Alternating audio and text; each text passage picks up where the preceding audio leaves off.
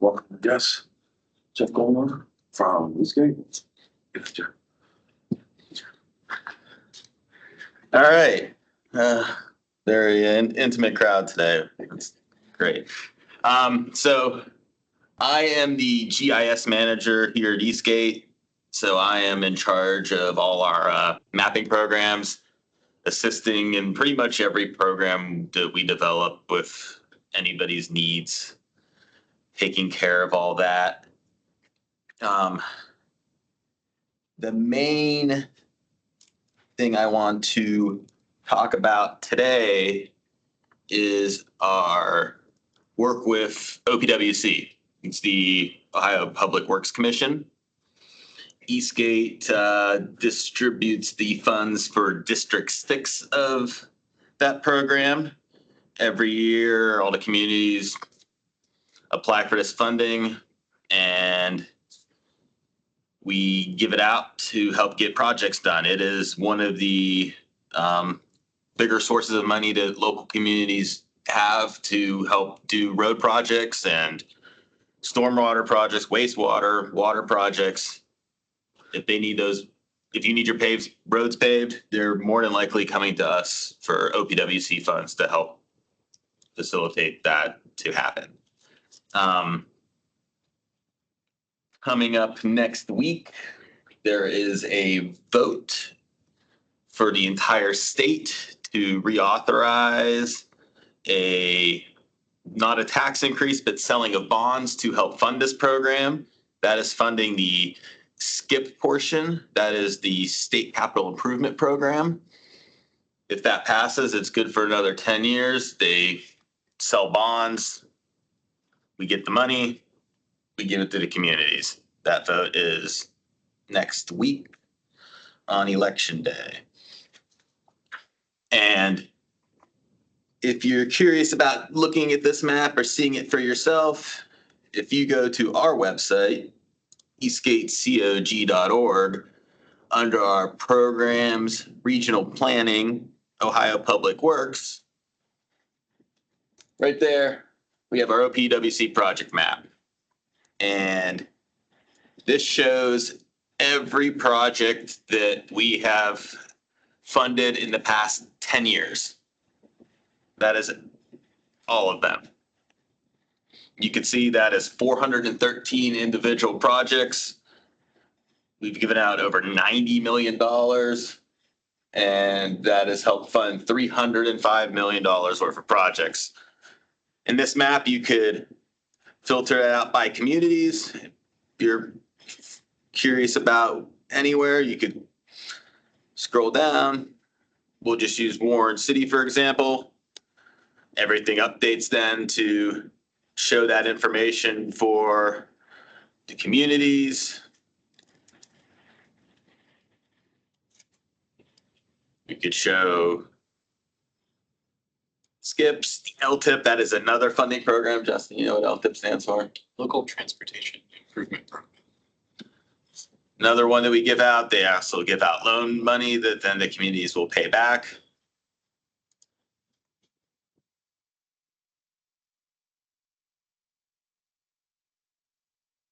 If you're really curious, you could even download a table of all these projects and look at it in Excel. Download them right there. Everything in this map updates however you're filtering things out. It's a useful tool for learning about that program. Another thing that ties into that program is our traffic counting program. I'm also responsible for going out and doing all the traffic counting requests. Communities can request to do traffic counts. Mostly they do it for their OPWC applications, but they can do it for any reasons they want. They come to me. They ask for the counts. I go out and do them. If you see tubes in the roads, that might be me. Now, mostly we use radar, strap them up on poles. Cars drive by, it shows how many cars go by, it tells you how fast the cars are going. Anytime someone sees me, they tell me that people drive too fast down the roads. Sometimes they do. Under our maps and data, if you click on traffic counting, we have a traffic counting map that showcases the last 5 years of traffic counts and communities that have gotten the traffic counts, the amount of counts we've done every year. If you even want to, you could see the raw reports of each one by hour, speed. It's pretty fun and useful. You only do them by request? We only do them by request. Sometimes if we see a gap where they haven't been counted in a long time on a major road, we'll try to go out there and do them. We only do local roads. We don't do state roads unless it's a special circumstance. We don't accept requests from citizens. So if you were to be interested in a traffic count, you'd have to contact your community. They would have to contact us. It just helps streamline things and keep everything tidy for us. So if someone wanted to do a state road like Market Street. Market Street? And Well- Route 7, at least in much of the, Yes. ODOT counts all their roads once every 3 years. so you'd have to contact ODOT. You can contact ODOT or on this same traffic counting page. Glad you asked that. We have a link to ODOT's count map. Make it very convenient. And this will be for the entire state.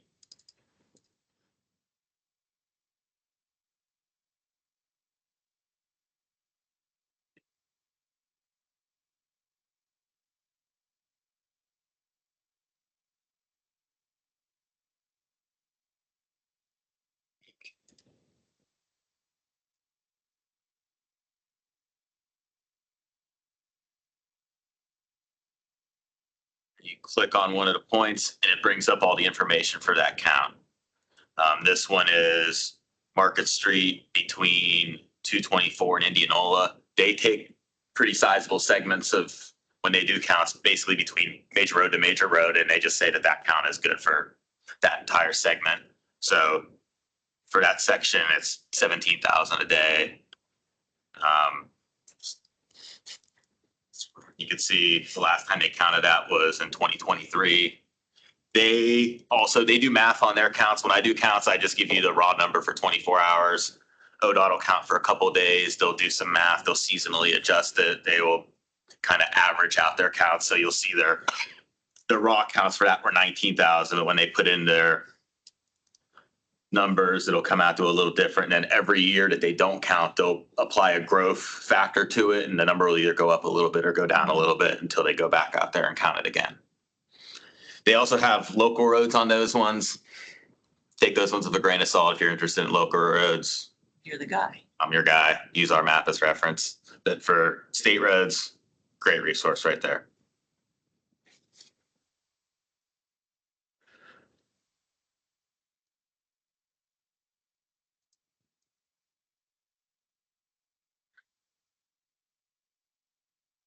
If you're curious about any other things we do mapping wise here, you could click on our maps and data and maps, and it takes us you to our main mapping page. It's a little old school style, but all the information on here still should be good if you're interested in land use or pavement condition ratings, safety information. There's still some good information in here too. There was a tab for aerials. Are those historic? We do have historic aerials. We have aerials for back as far as 1938. We have 38, 50, 59, mid 60s, early 70s. We have all those digitized. The older ones, we don't have 100% coverage for a region, but it's pretty good. They're a little grainy if you try to get in close detail just because of the age. But we have them if it's anything you're curious about. I help people all the time to call me up and say, hey, I'm looking at this piece of property. I want to know what was there 30 years ago. And I may be calling you tomorrow. yeah, feel free. I'm really invested in the historical aerials too, because the very old ones, when I was an intern back in the day, I was an intern with ODOT, and we collected the hard copies of them. They were big, giant formats, and we had to drive all. I was at District 4 office, and we had to drive down to New Philadelphia, District 11, because they had a large format scanner, and we'd spend all day just loading in the big files before they would rot away in their vault in the basement.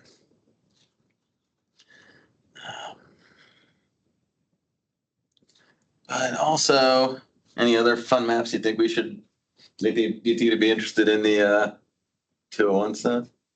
Yeah, That's a good probably. map to look at. Another map we help with is a collaboration with the entire state. And this is our 201 facility planning areas map. And in this map, it showcases sewer sheds, basically, where you could see where all the sewer goes. So everything inside those red boundaries all goes to the same wastewater treatment plants. And when you zoom in closer, you could see the yellow areas are sewered, the green areas are not sewered. What about the big red areas? The big red outlines are the sheds that they all collect from the same. So Go to you the same kind of think of it location. as like a sewer service area. So where the potential serviced areas could be for that particular wastewater treatment plant. This is when we're always working on updating, trying to get finer detail. It used to be a very broad generalization, and we've like to dig down and get as accurate as we can and go parcel level. We'll bring out the maps from each community, and they'll give us a list of who's on sewer, who's on septic, and we could go down to as accurate as you can be for something like that. That's always changing. It's always updating, but that's the plan for that one. And it's a good example of how we collaborate with all our partners and work together for a greater product. And to brag a little bit, this idea started here and we took it to the rest of the state. Because we wanted to create a system that helped Ohio EPA when they were reviewing sewer permits at the state level. When a developer would come in and go to apply for their sewer permit, they'd send it down to the state for approval to get their permit to install. And it was always pretty cumbersome because our maps were just PDF based. You know, they'd have to go through our plan, find the document, cross-reference the information that was in the permit application to our information for our maps. So we were like, well, what if we just made an interactive map out of it? Always had a live link to it. And then it eventually grew and it was, oh, well, what if the other agencies that do this type of work, we all had it all in one place. So the folks at Ohio EPA didn't have to spend time going to each agency. It was all just, you get a one map and you find it all. Yep. But that's the basics of some of our map programs. If you ever have any questions, feel free to contact me. If you're ever interested in aerials, I love digging through them. It's always interesting. It's always fun. About it. If you don't have any. I just have a question about progress with Glenwood, redoing that section in Boardman, I think, taking it from 4 lanes to 2. yeah, I'm not And sure. citizens are not happy. We already ruined Midlothian. Huh? They ruined Midlothian. Now they're gone in downtown. Now they're going on to Glenwood. I think that project's scheduled. I'm not sure of the dates. So it's still going to be changed to 2 lane. It'll be, yeah, one in each direction with Yeah. the center turn. And once in, okay. Yeah, I think 14-foot lanes or something. Something like that, yeah. When I heard that the citizens in that lived in that area were complaining, I was thinking about, I remember with Midlothian, the citizens were complaining. And when it came to be, well, it was changed because there was federal money involved and the federals has things that they want to see done to these roads. So they weren't happy, and I suspect that's what's going to happen with Glenwood. Safety over convenience. Yeah. And that's slow people down. What about that roundabout on Glenwood and Wildwood?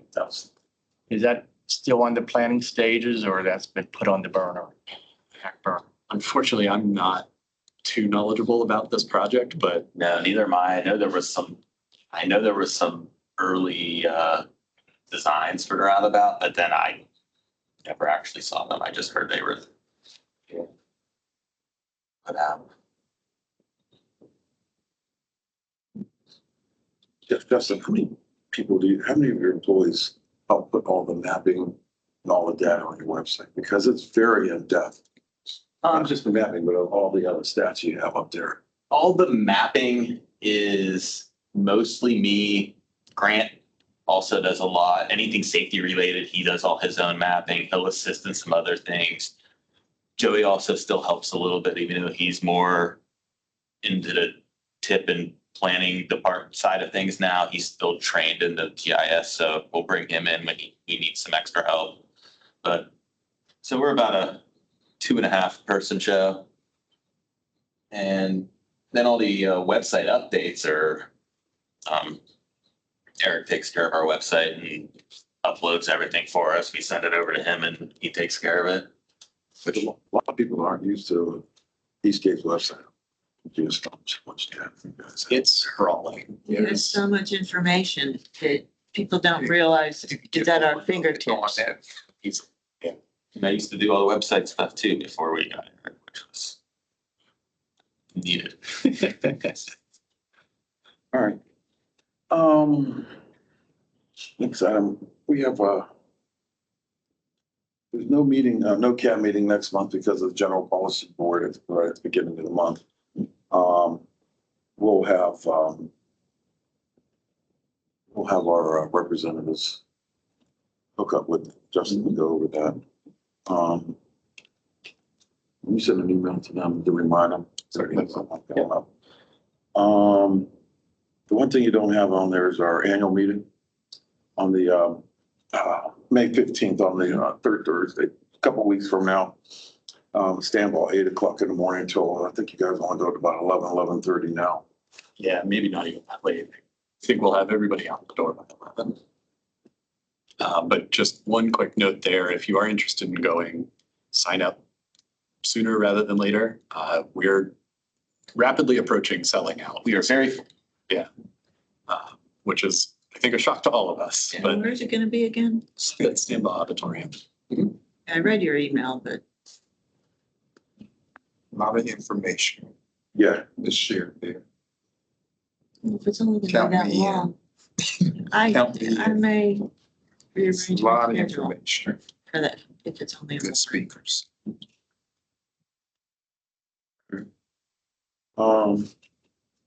it's just an update on, or is this a recap real quick of the TAC meeting?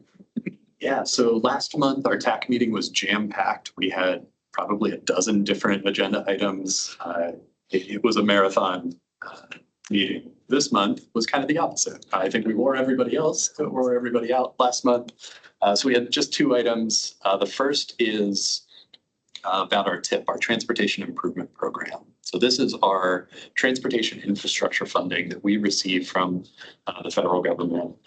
Those programs are up and accepting applications now. So the 3 main funding programs are CMAQ, which is Congestion Mitigation Air Quality, STBG, Surface Transportation Block Grant, and then TAP, Transportation Alternatives Program. So those 3 programs are accepting applications, I think into the fall. where local communities can apply to us for funding for local projects. All of them fund construction only, and all have kind of their own particular focus areas. CMAC is more focused on air quality benefit. STBG is more your run-of-the-mill pavings and those types of projects. And then TAP funding is specific to bike and pedestrian and safety lighting projects. All three of those kind of programs have their own funding amounts that differ for various reasons. And the CMAC program is actually run through the state, not necessarily through our office, although we help coordinate all of our local communities to help them through that process to get down to the state and be competitive to have a chance to capture that funding. There is a little handout flyer over on the side there that kind of talks through those programs.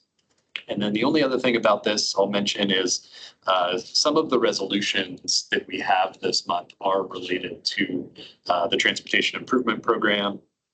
So resolution 11, 12, essentially are very routine resolutions that every year that we open up a new tip round, those resolutions come through that allow us to process those funds. Resolution 13, also related, it essentially just certifies our process, which is to say that the process that is approved by Federal Highway and ODOT is also approved by our board. And then resolution 14, also related to the TIP, however, not the new funding round, is related to a project that was in a previous transportation improvement program. It is the Mill Creek Metro Parks Bikeway Phase 3. The sponsor of that project, the Metro Parks, has requested that we remove that from our program, which opens up some capacity for those funds to be used towards a different project. Is that from the trail that was going parallel with Washingtonville Road from Western Reserve Road down to Latonia? Correct. Yep. Right here. And when they're withdrawing that from the Metro Parks Bikeway program, that's available not for other, just for other park projects, it's for Correct.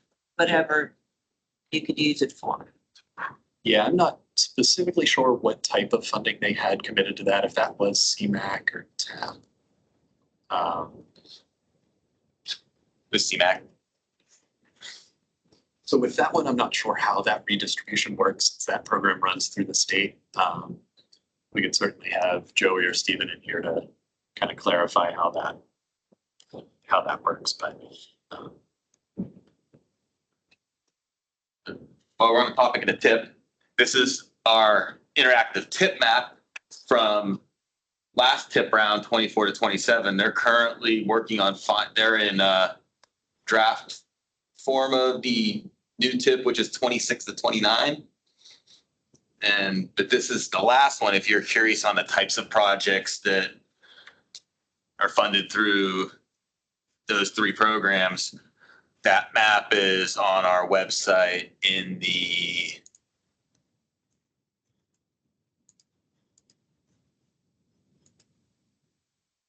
programs, transportation improvement program.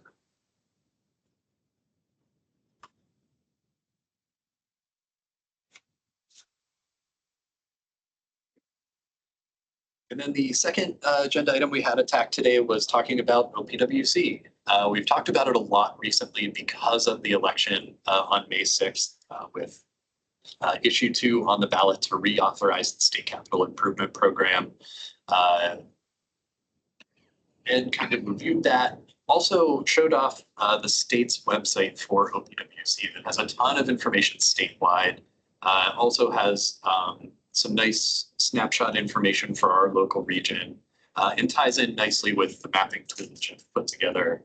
So I'll include some links in the meeting summary for all of that. But we do encourage everyone to go out and vote at the May 6th election, especially to cast your ballot related to issue 2. We cannot tell you one way or another which way to vote, but we can provide you information to show what that program does for our local area. So That's the only statewide issue on this election, right? there might be an issue 1 since this is issue 2.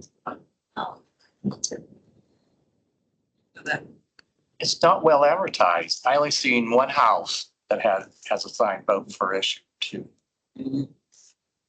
Because they want people in favor of it to go vote, not for the people who aren't in favor of it to be reminded that they should go to the polls. You know, with this political climate now, you don't know how people will vote. You know, they're so anti-government. Yeah, traditionally it has been very popular.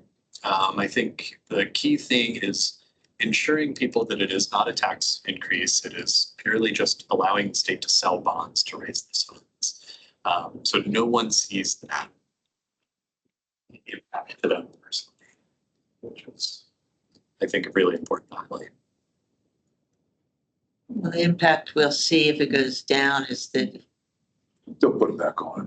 Yeah, but they're- Important. But more potholes. yeah. So yeah, that was everything we talked about at TAC. And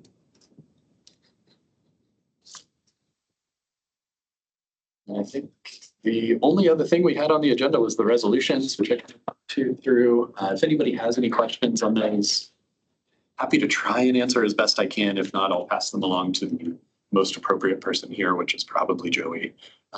But I will also send those out via email following the meeting, allow the board members to vote on those. And that'll be that. Oh, yes. There was one thing that I didn't have on our agenda, but there is another handout over there. Looks like this, if you could see it. It is about the Mahoning and Trumbull County Public Transit Human Services Transportation Coordinated Plan. Essentially a long word or a long title to talk about how is public transit coordinated between Mahoning and Trumbull counties. We received some funding from ODOT to facilitate this study. We've brought a consultant on board to help us do that. And we've set up an initial public meeting that we'll invite everyone to. There's 3 times that you can get a chance to attend. It will take place on May 22nd. There is a session from 9 to 11 a.m., 1 to 3 p.m., and 5 to 7 p.m. So a couple different chances. They're all the same, so you only have to attend one. But they'll talk through the process of how this plan comes together, the type of data they're looking to collect. They'll have a bunch of questions to ask to take some feedback initially. And you'll see on that handout that there's a timeline there to kind of keep track of how this project will progress. So it's a couple-month process, but we'll have it wrapped up by fall with a final document to take a look at probably sometime in August in draft form. So I'll make sure that the information for that public meeting is also in the meeting follow-up. So anybody that's interested is free to attend. All right, skim over that. Last item, any other public comment? Any announcements? All right, we meet again in a couple months. July 10th. So we're a week later in July than we normally would be because of the July 4th holiday. So Okay. Clearly don't have our priorities right. 4th of July went on a Friday. yes. All right. No further comment. We're adjourned. The range is stopped, so.